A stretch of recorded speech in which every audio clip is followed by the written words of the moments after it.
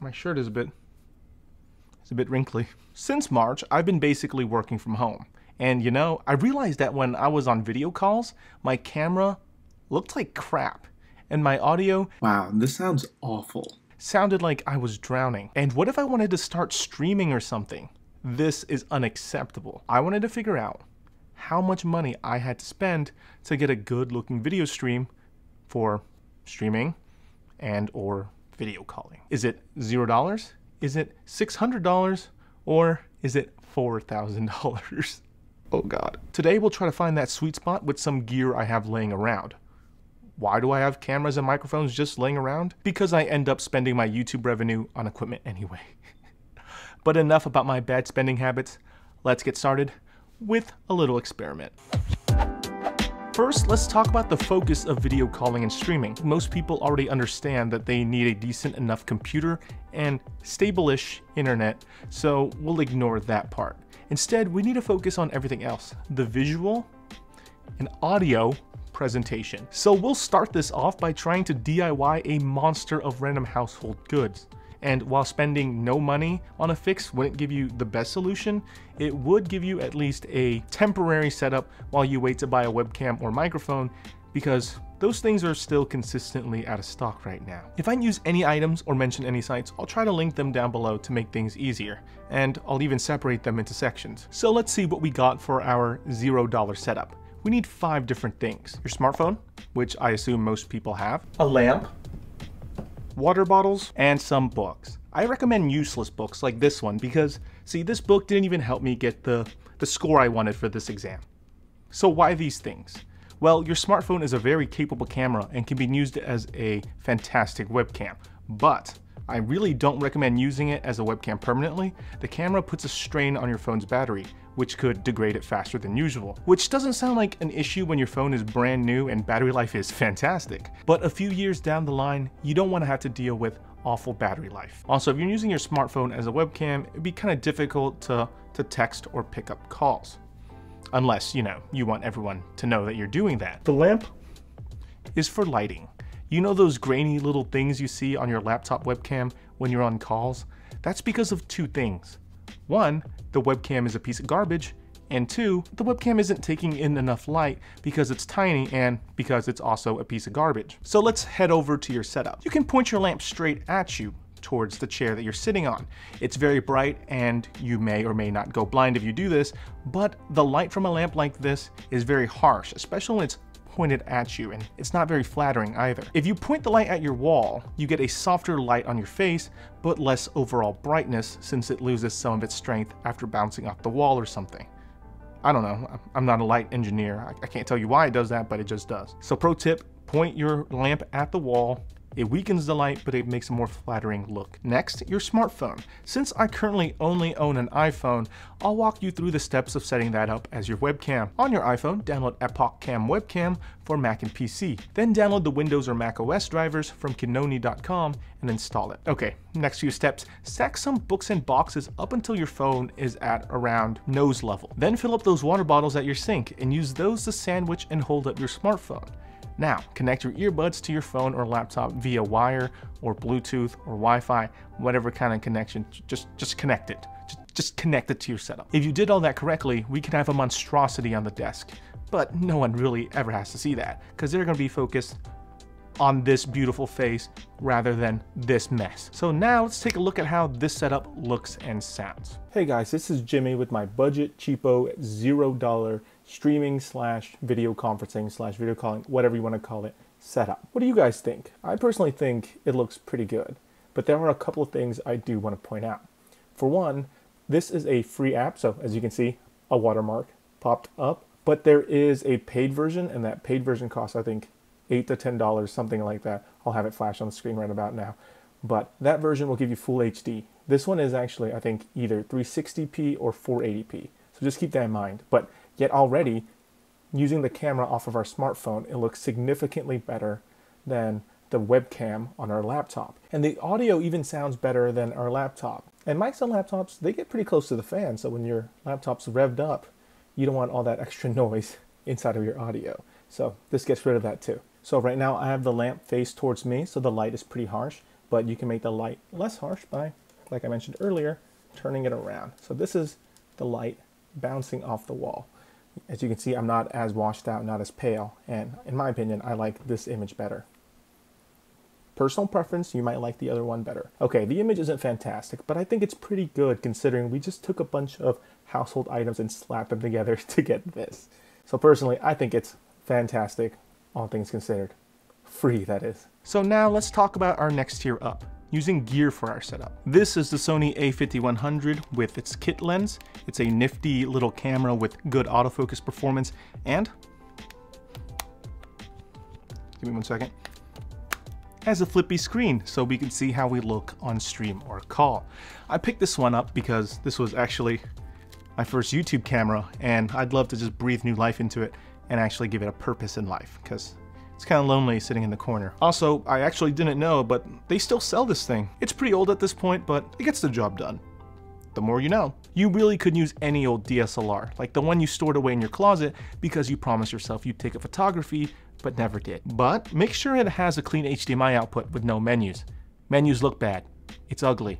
You don't want menus. You may also need a special cable to get an HDMI signal out. For the Sony Alpha A5100, it requires a micro HDMI to HDMI cable to properly output its video. Also, you'll have to fiddle with the settings a bit to get a clean output. Here's what I used for this camera. Should I put it over here? It's somewhere up here. And this is the dummy battery. It's not open yet. And this is a dummy battery that lets you basically use the A5100 off a wall outlet instead of draining the camera's battery, which would come in handy because you can't charge and use this camera at the same time. This is a GorillaPod that I am currently using to hold up a light source that we can use to adjust the height of our camera and angle it.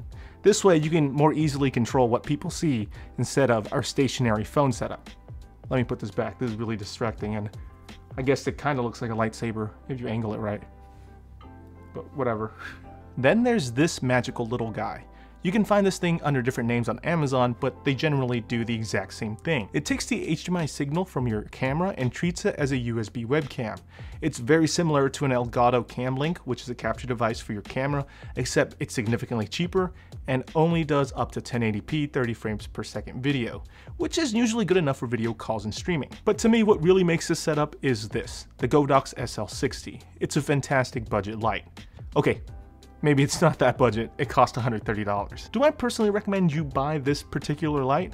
If you're doing just streaming or video calls, or you're just starting, probably not. There's cheaper light boxes that can get the job done, and even ring lights would get the job done at a fraction of the cost. I'd recommend you go that route, and I'll link some down below as well. For this case, I'm just going to use this Godox light at its lowest setting to simulate cheaper budget lights. You can still use your lamp if you're comfortable with that and don't want to spend money on lighting. For the mic, I decided to use the Blue Yeti. While it's not the best mic in the world, it's a very versatile mic that's easy to use. Also, make sure that the Yeti is on cardioid mode, which makes the mic focus on what's in front of it and ignore what's behind it. And don't lean the mic towards you. You want it sitting straight up. I made that mistake before, like 4 years ago when I first started doing YouTube, and people were very quick to point that out. I'm also at this point still using earbuds to listen in on calls or for game streaming, but you can obviously opt for headphones if you own some. So let's hook everything up. Softbox to the wall, Blue Yeti USB to the PC, camera into the video capture device into the PC, and camera on. So this is how our $600 video conferencing and streaming setup looks and sounds. I think it looks pretty good.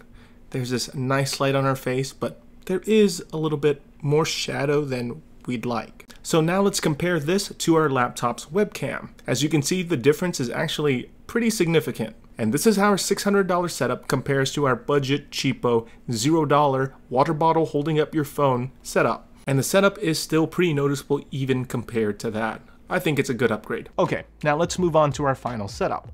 What's happening now is I'm pretty much just taking everything you see here in this shot, my best equipment, and trying to shove it into a streaming setup. Let's look at the gear. This is the Sony a7 III, a full-frame mirrorless camera with 4K video recording and the G Master 24mm f1.4 lens. Here's the settings I used for this particular setup to make it function properly. with my PC.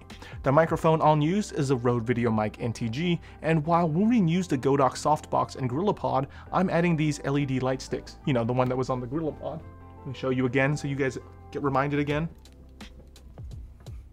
I'm using these to pretty much fill in the dark spots. And I'm also switching to the Elgato Cam Link rather than our budget capture device because the Cam Link can handle 4K video while this capture device can't. Personally, I think this setup is super overkill and you definitely don't need to spend this much to get something good. And I'll explain why in a little bit, of course, but let's do it for fun. And because we're all still stuck in the house anyway, so why not? Okay, so give me 1 second. I kind of have to tear this down. Tear all this down. 1 second.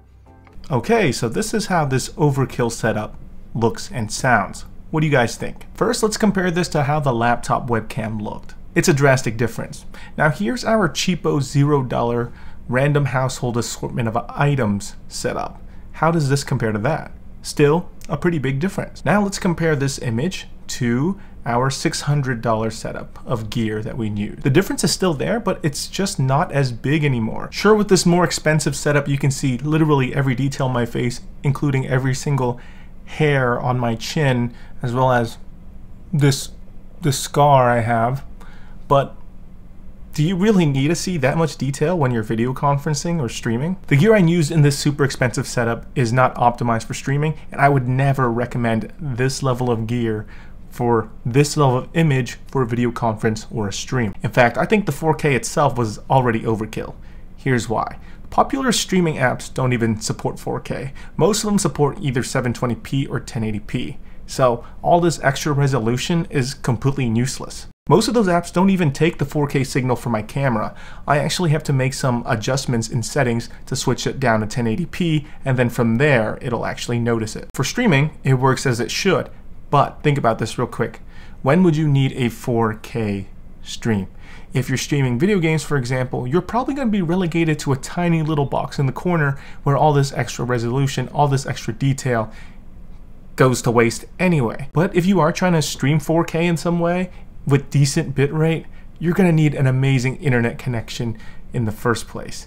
And well, at least in my case, I have Xfinity and they're pieces of garbage. For streaming, it's nice to have a good mic, but on video calling or video conferencing, it's not as important because a lot of people will be calling in on their phones anyway, and in that case, you're not going to get the best sound out of your mic anyway because they won't hear it. All those video calling apps do crazy things to audio. They just butcher and compress it like crazy. It sounds way worse than if you actually just physically recorded it like I am right now.